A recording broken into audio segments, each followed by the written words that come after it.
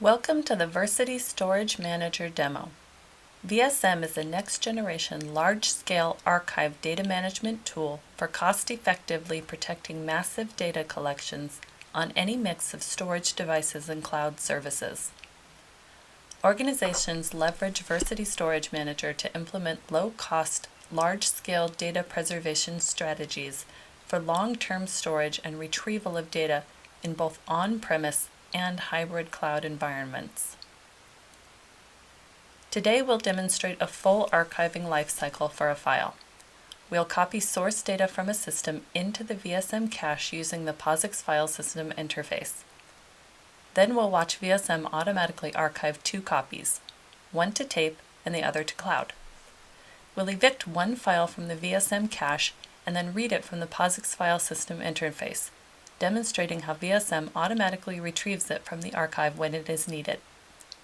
The user view will be in the left window, while the administrator view is in the right window.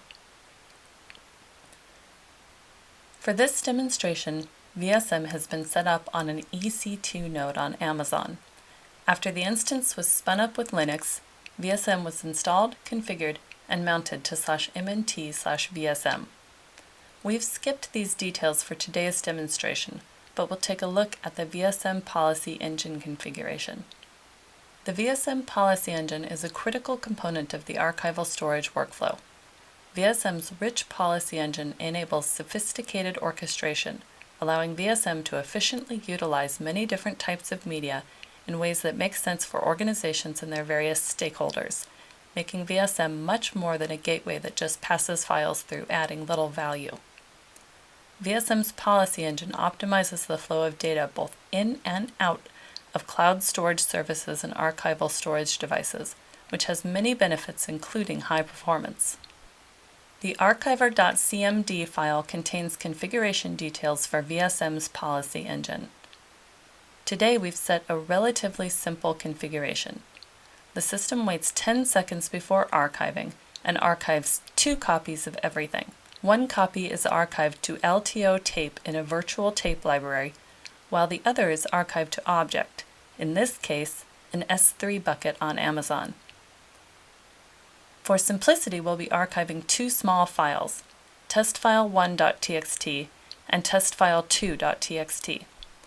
VSM interfaces with users and existing enterprise business applications and backup solutions through a standard POSIX file system interface, making it easy to expose low-cost archival storage resources to end users.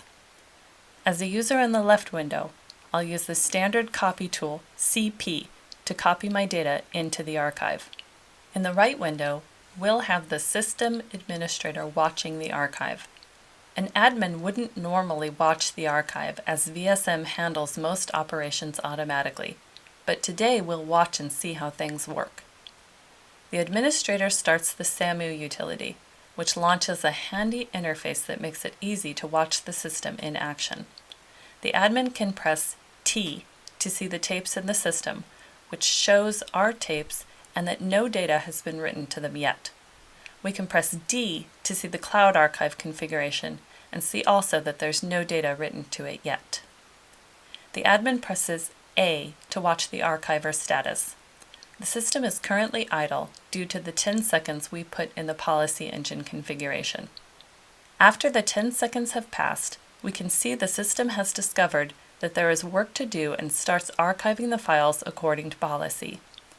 The archiving happens quickly as this is a small workload, and soon we see that the system is done archiving. We can push T and D again and see that there is now data written to tape and object.